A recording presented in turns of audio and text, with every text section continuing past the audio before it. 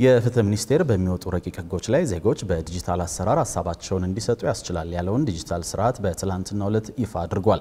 ዲጂታል ስርዓቱ የህግ ጥራትና አሳታፊነትን ለማረጋገጥ ያስችላል ያሉት ሚኒስትሯ ሀና አርያ ስላሴ ከዚህ ቀደም በህዝብ ተሳትፎ ላይ ይነሱ የነበሩ ክፍተቶችን ለማጥበብና ወጥ የሆነ የተሳትፎ አካሄድ እንዲኖር ያደርጋልን ብለዋል። አቤል አበበ በጉዳዩ ላይ ዝርዝር ዘገባ አዘጋጅቷል።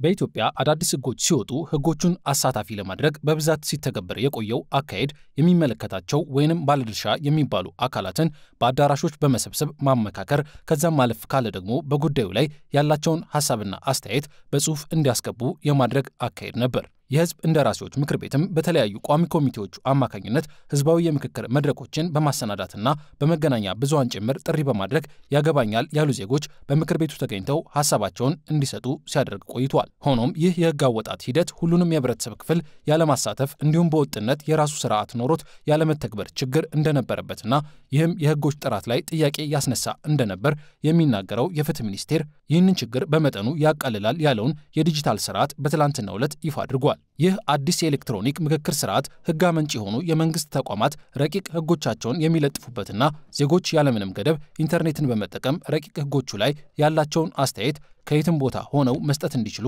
እድል የሚሰጥ ስለመሆኑ ነው የተነገረው። የኤሌክትሮኒክ ምክክር ስርዓቱ ከዜጎች ከህዝቡ የተለየ ፍላጎት ስፔሻል ኒድ ካላቸው ዜጎች እንዲሁም መንግስታዊና መንግስታዊ ካልሆኑ ተቋማት አስተያየቶችን ለመቀበል የሚያስችል አዲስ መድረክ ነው። ሰፊ ተደራሽነትን በመፍጠር ተጨማሪ ተሳትፎን የሚያበረታታና ግልጽነትን ለመፍጠር የሚያስችል ፈጣንና በአነስተኛ ወጪ የሚከናወን ስርዓት ነው። የኤሌክትሮኒክ ስርዓቱ በክልል ደረጃም ጥቅም ላይ እንዲውል ተደርጎ የለማ በመሆኑ በህግ አወጣት ሂደቱ የተሻለ ቅንጅትን የሚፈጥር ወጥነትን ማረጋገጥ የሚያስችል አይነተኛ የህዝብና ባለድርሻ አካላት ተሳትፎ ማረጋገጫ ሲሆን መንግስት በዲጂታል ኢትዮጵያ ስትራቴጂ መሰረት የመንግስት ስራን በዲጂታል ስርዓት ለመደገፍ እየተገበረ ያለው የኢ-ገቨርነንስ አምድ አንዱ መገለጫ ነው። በፌዴራል ደረጃም ሆነ በክልል መንግስታት ውስጥ ያሉ ህግ አመንጪ ተቋማት በፍትህ ሚኒስቴር ፈቃድ ሰጪነት ረቂቅ ህጎቻቸውን ለህዝብ ይፋ እንዲያደርጉበት ሆኖ ተሰናድቷል የተባለው ይህ ዲጂታል ስርዓት በክልሎች ሲተገበር ደግሞ በክልል የፍትህ ቢሮዎች ክትትል የሚደረግበት ይሆናል ነው የተባለው። ተቋማትን ህግ የማመንጨት ስልጣንና ተግባሩ ደግሞ ለሚኒስቴር መስሪያ ቤቶች የተሰጠ ነው። ከመመሪያ አኳያ ሌሎች የሚመለከታቸው ተቋማት አሉ በየደረጃው በህግ አውጪውም ሊጠቀመው ይችላል።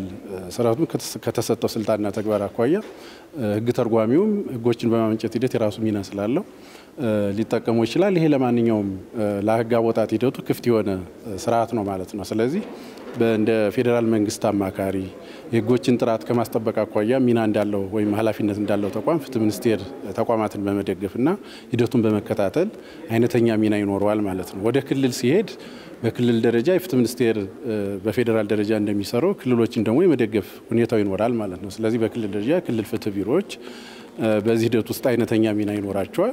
በክልል ደረጃ ያሉ ደግሞ ህግ የሚያመነጩ ተቋማት ይህንን ስርዓት እንዲጠቀሙ በፍትህ ሚኒስቴርም በኢኖቬሽንና ቴክኖሎጂ እንደ ቴክኖሎጂ በኢኖቬሽንና ቴክኖሎጂ ሚኒስቴር በኩል ይሄ ድጋፍ እየተደረገ ክልል ድረስ ወርዶ የሚሰራበት ነው። ለዛ ክፍት ነው ሲስተሙ ማለት ነው። ዜጎች በጥቅል እንዲሁም አንቀጽ በአንቀጽ በሰፈሩ የረቂቅ ህግ ሀሳቦች ላይ ሀሳብ መሰንዘር እንዲችሉ ተደርጎ መሰናዳቱ የተነገረለት ይህ ዲጂታል ስርዓት የኢንተርኔት ግንኙነትን በመጠቀም ብቻ የሚሰራም ነው። ታዲያ ኢንተርኔት ሙሉ ለሙሉ ተደራሽ ባልሆነባቸው አካባቢዎች በረቂቅ ህጎቹ ላይ ሀሳብ ለማሰባሰብ ውስንነት አይፈጠርም ወይ ስንል ጠይቀን ነበር።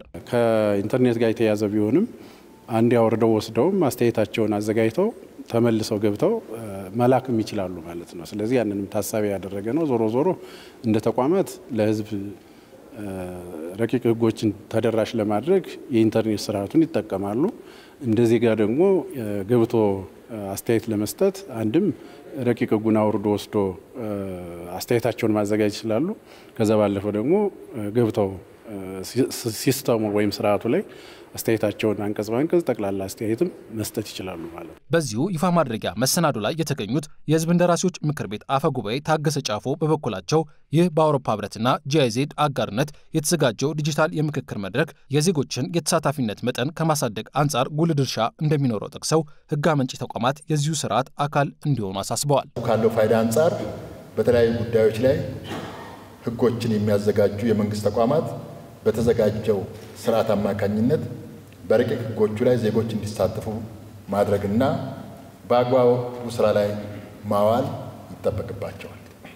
የሕዝብ ተወካዮች ምክር ቤትና የምክር ቤቱ የተለያዩ ቋሚ ኮሚቴዎች ለዚህ ስራ ላይ መዋልና ውጤታማነት የበኩላችን ድርሻ እንደምንወጣ እያረጋገጥኩ በሌላ በኩል የለማውን የኤሌክትሮኒክስ ስርዓት በመጠቀም የሕጎችን ጥራትና ተፈጻሚነት ወደ ላቀ ደረጃ ለማሳደግ ይቻል ዘንድ ዜጎች በላቀ ተነሳሽነትና ኃላፊነት የኤሌክትሮኒክ ዘዴውን በመጠቀም ግብዓቶችን በመስጠት የሕጎችን ጥራት በማረጋገጥ ሂደት የበኩላቸውን ሚና እንዲወጡ አደራ ለማለት ወዳለሁ።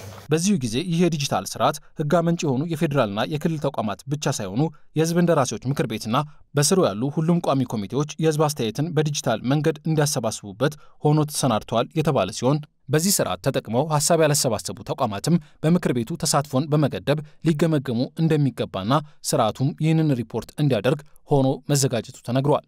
የሚመለከታቸውን አካላት እንደ ተወካዮች ምክር ቤት ያሳትፋሉ። ስለዚህ ህዝብም ይሳተፍበታል በሂደቱ። ከዚህ በፊት እንደዚህ አይነት አሰራር አለ። ይሄኛው ስርዓት የበለጠ ተደራሽነትን ለማረጋገጥ የሚያስችል በመሆኑ እንደ አንድ ፕላትፎርም በህዝብ ተወካዮች ምክር ቤትም ቋሚ ኮሚቴዎቹ ይህንን ሲስተም ተጠቅሞ የበለጠ አሳታፊነትን ለማረጋገጥ የሚችሉበትን ሁኔታ ይፈጥራል የሚለው ነው። ስለዚህ በሁለት መልኩ ነው። አንድም ተቋማት ህጎችን ሲያመነጩ ጥራትን ከማስጠበቅ አኳያ ተጠቅመውታል ወይ፣ የበለጠ ተደራሽነትን አረጋግጧል ወይ፣ የበለጠ የህዝብ ተሳትፎ ተረጋግጧል ወይ የሚለውን ነገር ኦቨርሳይት የማድረግም ስልጣንም ስላለው ይህንን ማድረግ ይችላሉ ማለት ነው። የህዝብ ተወካዮች ምክር ቤት ቋሚ ኮሚቴዎች በሙሉ ህጎች፣ ረቂቅ ህጎች በሚመጡበት ጊዜ ይህንም እንደሚጠቀሙ እዚህ ላይ የሚሰጡ ግብዓቶችን እንደሚጠቀሙ እና ያን በመጠቀም ጥራት ያለውን ህግ ለማውጣት እንደሚያገዘን በመተማመን ያን በእኛ በኩል እናደርጋለን። በሞባይል አፕሊኬሽንም ይህን ነገር ማበልጸግ ይፈልጋል እየጠየኳቸው ስለነበረ አሁን ስማርትፎን በየአካባቢው አለ። በዛ ስማርትፎን ሰው ገብቶ ቶሎ ኮሜንት መስጠት የሚችልበትን ሁኔታ መፍጠርም ስለሚቻል አፕሊኬሽኑን ሞባይል አፕ ላይ እንደዛ ማድረግ ብቻ በጣም ጥሩ ይሆናል። አሁን የተጀመረው የተሰራ በጣም ቆንጆ ነው። ይህ የዲጂታል ሀሳብ ማሰባሰቢያ መድረክ ለጊዜው በኮምፒውተሮች እንጂ በሞባይል ሀሳብ ለመስጠት በሚያስችል መተግበሪያ አለመሰናዳቱን ለአዲስ ነገር ዝግጅት ክፍላችን የተናገረው ፍትህ ሚኒስቴር በቀጣይ አሰራሩ እያደገ መሄድ የሚችል እንደሆነ ነው የጠቆመው። በዚህ ዲጂታል ስርዓት ላይ በተለጠፉ ህጎች ዙሪያ ዜጎችም ሆነ ተቋማት ሀሳባቸውን ከሰነዘሩ በኋላ ለጥያቄዎቻቸው ምላሽ የሚሰጡ ባለሙያዎች ከየህግ አውጪ ተቋማቱ ተወክለው በዛው በዲጂታል ስርዓቱ ላይ ተገቢውን ምላሽ እንዲሰጡ ይደረጋል ነው የተባለው።